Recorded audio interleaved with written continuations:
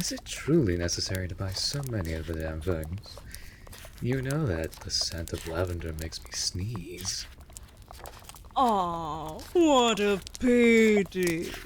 Poor little Raven can't even stand the smell of flowers.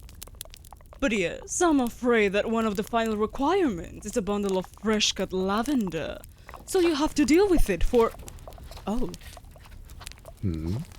What are you... Oh, indeed. it appears our dear Mage has worked themselves into quite the nervous fit. It certainly looks to be the case. I haven't seen a magic flare like this in years, possibly decades.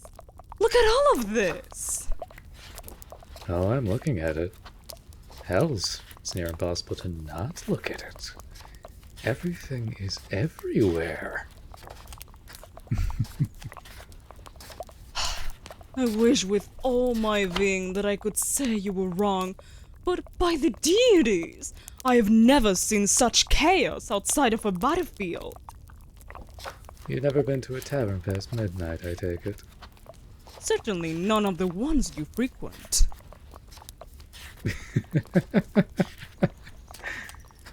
There are times I forget how sharp your tongue can be, but you never fail to remind me.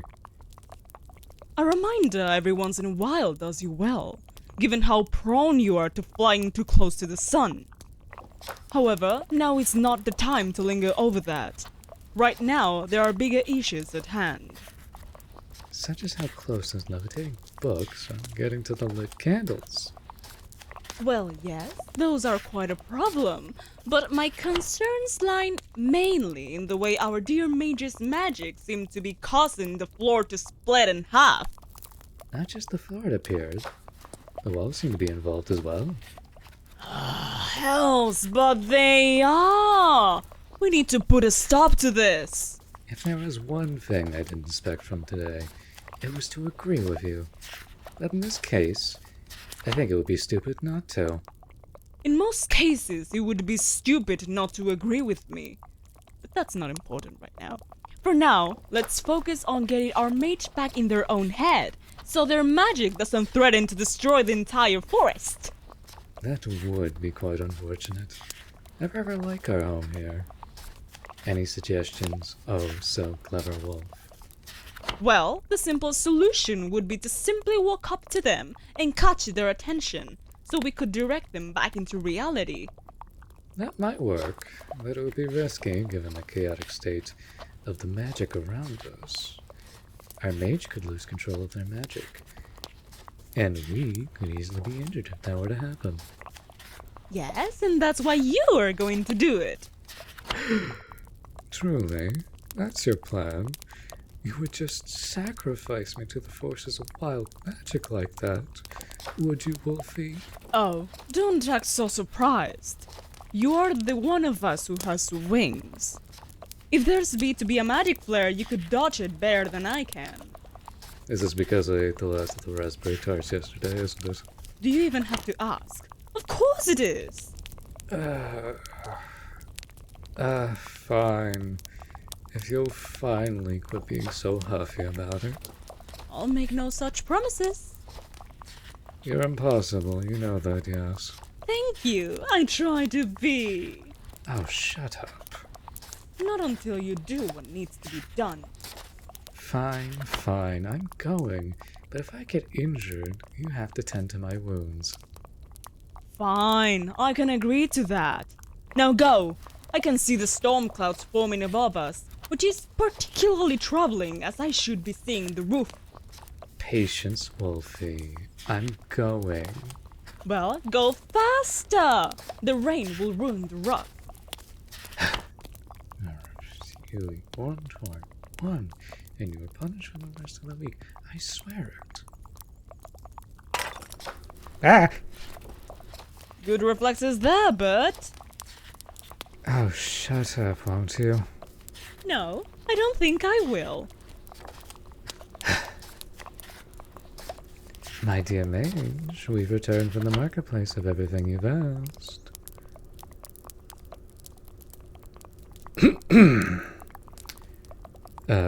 Dear Mage, did you hear me? We've returned, and we brought the lavender with us, as well as some of the honey candies that you like. Can you hear me, my dear? Yeah, shit! Who's got good reflexes now, Wolfie? Ha ha! You're so funny! Thank you. I try my best. Hello, dear Mage. Good to see that you didn't panic while we were away.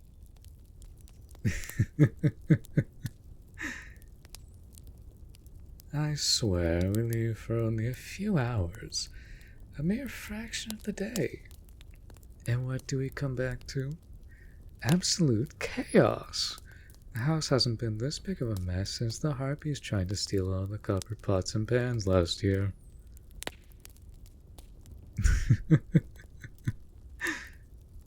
Raven is right, you know. Look at all of this. The books are nearly tearing themselves apart, and the candles are burnt nearly completely. There's wax all over the ground. The biggest surprise of all is how you haven't hurt yourself of any of the things you've seen floating throughout the house. If you were anyone else, I'm sure you'd have that one of the yalls crash down on your head hours before we would have returned. You're lucky that fortune has blessed you so graciously. No excuses. We specifically told you that there was no need to worry. And yet here we are. Come now. Are you really so worried that we wouldn't get the right items? Yes, we know that you weren't worried about us. We've been your familiars for so long that I'd be hurt if you worried about giving us orders and us not being able to follow them. But that doesn't mean that your reason for all this panic isn't any less foolish. Genuinely, I don't understand why you're so worried about impressing the council when you're easily the most powerful mage that has come before them in generations. Deities above, you could have both of us as familiars. 2 familiars. No one had heard of such a thing before you came along. Do you really think that the council has any reason to declare you unfit to be recognized as a full-fledged mage of storm? Raven has a point, dear mage. Given your levels of skill and power, the council has no reason to deny you a formal title. In fact, they'd be fools to do so. Your powers are invaluable to maintaining the balance of nature, and no one can ignore that. They should require no further evidence that everything you've already done. You can create and destroy weather phenomena. You can change the seasons. You have control over the skies above. You don't need to create some basic potions or cast a mediocre spell. Your abilities speak for themselves. You know, dear mage, I can't begin to explain how frustrating it is to hear you talk so lowly of yourself. To us, it is merely common sense that you are a wonder of this world. Other people should recognize it as well, given how plainly evident your power is. And yet, here you stand, doubting yourself and what you're capable of. I swear to you, there is no reason to be worried right now. We know, and though we don't agree with your assessment of your skills, we still want to support you and do whatever is necessary to ease your mind. However, putting so much stress on yourself will do you more harm than good. Exactly. You're working yourself to exhaustion, trying to prove your worth.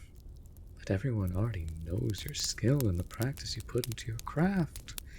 You have nothing to prove, not even to the council. But if you keep working like this, you're not even going to be able to keep your eyes open during their assessment.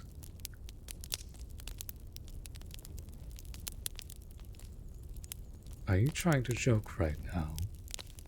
Because your punchline is falling quite flat with your audience. An audience who is damn worried about you at this point, I might add. A great point, Wolfie. Our emotions are tied to your own, dear Mage. For better or worse. It means whenever you wear yourself down like a dulled, cracking blade, we feel the same way. Of course, we aren't mad at you for this. We became your familiars already knowing what it would entail.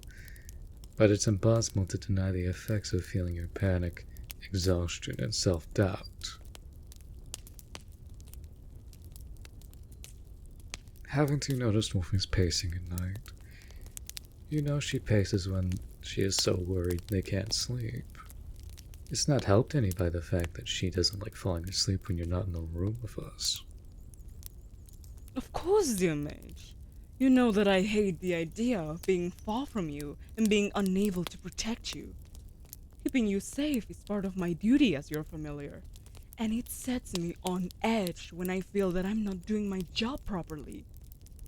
Not to mention how your ears twitch and your fangs grow. It always gives you the worst headaches.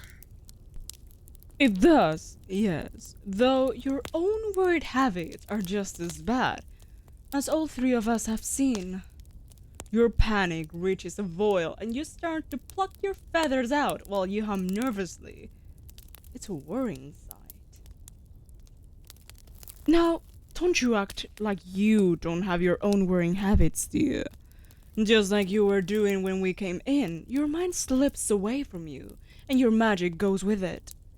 It makes for a wild danger that can lash out at any moment, and yet your mind is too far away to notice it. It makes my heart stop dead in my chest every time because I don't know what to do to help you. It's terrifying, honestly. Because it's never been this bad before. It's usually once a season or so when your responsibilities overwhelm you. We can handle it if it only happens for a night or two every once in a while. But this time, it's been more than a week, and all three of us are far too worn out to let it continue anymore. Our dear birdie is right. None of us can continue this anymore. Least of all you. Your eyes look so heavy, and your shoulders weighed by the weight of the earth.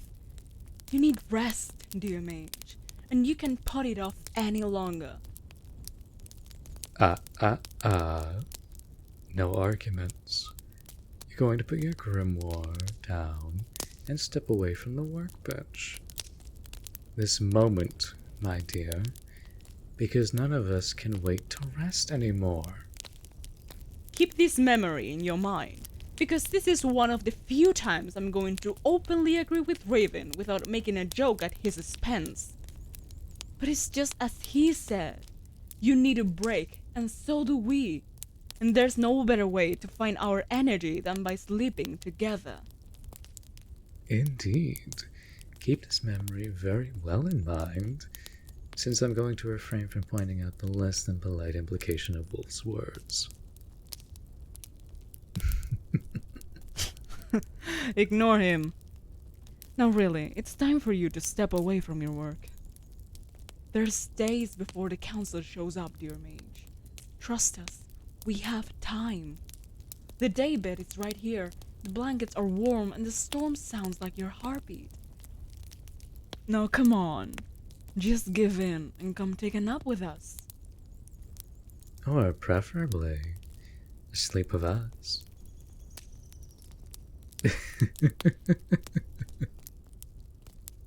At this rate, I'm going to steal our deer all for myself and leave you without anyone to cuddle.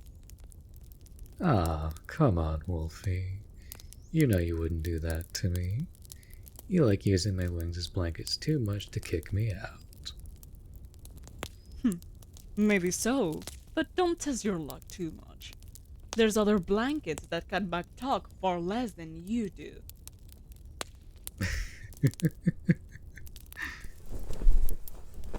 How rude. Only as much as you are. Are you hearing this, dear mage? Absolute slander. I don't think our mage can hear you over the sound of your wings covering their ears. Oh, my apologies. Well, look at that. Your eyes already drifting closed. And you tried to tell us you weren't tired. Seems like your lie isn't holding up here. It didn't at all. Though I'm sure we're not too far behind. Given how your ears and tail are starting to relax as well, it makes you look much more relaxed than normal, if you ask me. Are you saying I normally don't look relaxed? No, I'm saying you normally look stoic and somewhat mean. Who's being rude now, huh? Me, but is that really a surprise at this point? I'd be most surprised if you weren't.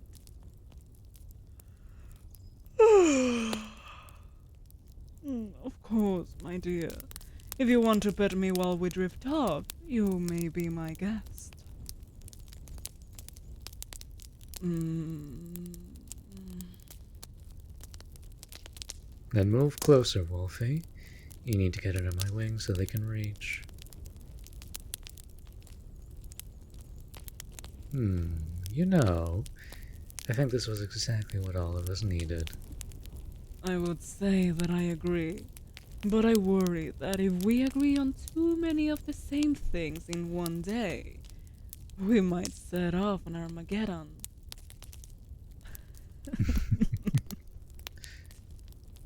I'd say that you're right, but that would be agreeing with you. Then, why don't we just lie here in silence until sleep claims us? If we were to start the end of the world right now, we'd all be far too tired to survive it anyway. So I think we might as well sleep and put it off for another day. If you insist, I suppose.